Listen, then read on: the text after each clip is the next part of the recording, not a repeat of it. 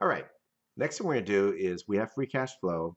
We see already a glimpse that there's an issue because our WACC is greater than our ROIC. But we're going to keep pushing because we want to quantify the magnitude of our problems. Next is to do a valuation. So again, this is a picture of the Excel sheet.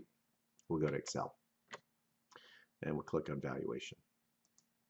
We have the WACC of 9%. We have the long-term growth rate of 5. You saw that it stabilized down at 5.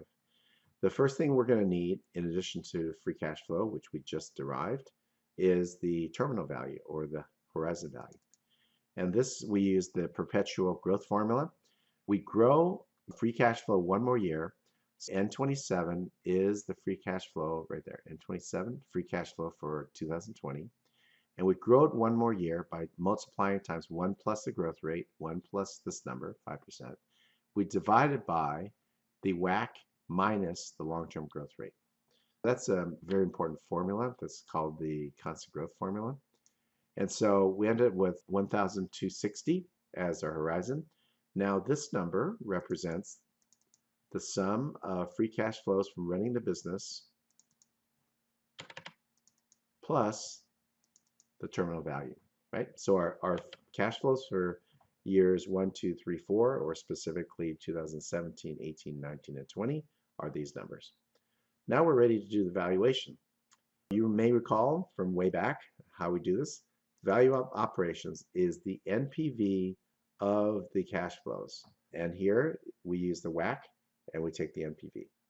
We haven't yet paid off our debt. We have no short-term investments, so we add nothing. That would be the estimated intrinsic value before we pay off debt of $957. We pay off debt. On our balance sheet, we have $500 owed, which means the intrinsic value of equity is this number here, 457. We have 10 shares, and if you divide 457 by 10, you get $45 a share. Now that sounds pretty good, except when we look at the share price, we're currently at $52.80. We're in trouble because our estimated valuation based on all this work over the next 4 years yields us a price that's lower than what we're selling for today. So this really can't stand, right? If so, you're in trouble because your stock should drop.